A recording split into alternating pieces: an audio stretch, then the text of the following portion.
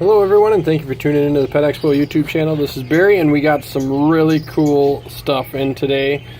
What we're looking at right now is our bearded dragon selection. These guys are under our designer ones. They do get about 26 to 30 inches when they are full grown. And they are kind of like the puppy dog of the lizard world. Really enjoy handling. Very mellow lizards. These guys are omnivores, so eating almost any type of vegetable or fruit, and then crickets, mealworms, waxworms, superworms, and even small baby mice as a treat as they get older. And you can see how these guys handle very, very well. They also need at least a 40-gallon tank to start out, and then getting bigger as they grow. Next one we're going to look at is coming out to say hi.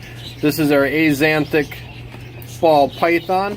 Now, ball pythons commonly get about 4 to 6 foot long, depending if male or female. Females will get much larger, and these guys should be fed once a week. And then usually keeping them in a 40-gallon tank and something that size will actually keep them going their entire lifespan. Now we're going to tuck this guy in. An axanthic, as you can tell, is just pretty much your black, white, and gray coloration. The next one we have is a blue-eyed leucistic. Now these guys can be made a couple different ways, but usually Mojave crossed with an albino will give you a pretty good chance of that blue-eyed leucistic. And as I come in a little bit closer, you can see that nice shiny eye there. And one other thing with our ball pythons, we do recommend a dish at least big enough so the animal can completely submerge itself or soak. Helps with that skin shed. Now our last one is a Puma. Now the Puma is going to have a little bit more markings, of course, and a dark eye.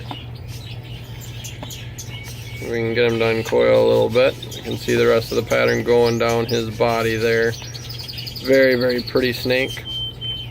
Now you can see very closely those heat sensitive pits, so when that animal is hunting or looking for food, it uses those heat sensitive pits to pick up on any heat signature, mainly mice and rats, so they can track that and get their lunch or supper.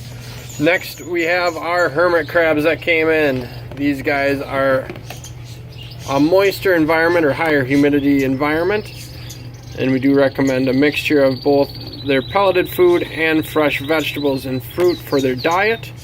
Now you can see that these guys are in their colorful shells. Now they will tend to change shells whenever they feel it is dirty, or if they need a little bit larger home when they shed. Next off, we got some Solomon Island frogs. So we're going to pop these guys. I left them in the container because they were hopping all over the place. You can see him there, bright coloration of red.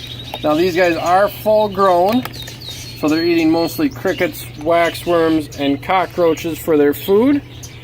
You see the really cool eyelashes on him and the point on his nose. These guys make great pets for a vivarium type situation, and will acclimate very well into a 60 to 80% humidity, and usually want to keep these guys in groups if possible, just from how they are found. Now that's the red coloration. We got lucky with those guys, and we got multiple different types, or colors I should say. Here's more of your woodwork pattern. And then finally, the cream or yellow pattern. And then he's got that undertone of orangish red. So very, very pretty frogs. Once again, great for a planted vivarium. Next off, little guy here. That's another reason why we kept him in there. This is a western hognose snake. They are a rear venomous snake. They do not get very large, upwards of 20 to 30 inches full grown. And these guys usually in the wild eat frogs or toads, but luckily since this is captive raised, it has been acclimated to eat pinky mice. Now with that rear fang venom, they have to get that food down farther into their throat to inject them with venom, so usually not too much of a problem if you do get bit by these guys, and it just depends how you react to it. And about a 20-gallon tank for these guys full size. And also, just like our other snakes, feeding them once a week. Next off is going to be our fat-tailed gecko. Now these guys are kind of the same standard keep as your leopard gecko. Different colorations and a shorter tail. This one appears to be a male. Now you can keep these in a 10-gallon tank with 2 hides, one moist hide, one dry hide, just to help these guys when they are shedding. Also an insectivore just like our leopard gecko, so crickets, mealworms, waxworms, superworms, and cockroaches when they get bigger. And then our final addition for today is going to be one of our insect friends. I just have to pop this open here. I'm going to zoom in on that. Not doing very good on zooming on that. Well, I pop this guy open. Now this is a vinegaroon. These guys are one of our tailless scorpion species. And they get about 6 to 8 inches full grown, so usually you want to keep them in about a 10-gallon tank with the coconut fiber. Keep it kind of moist between the 50 to 70% humidity and a little bit warmer, so up into the 80 to 85 degrees.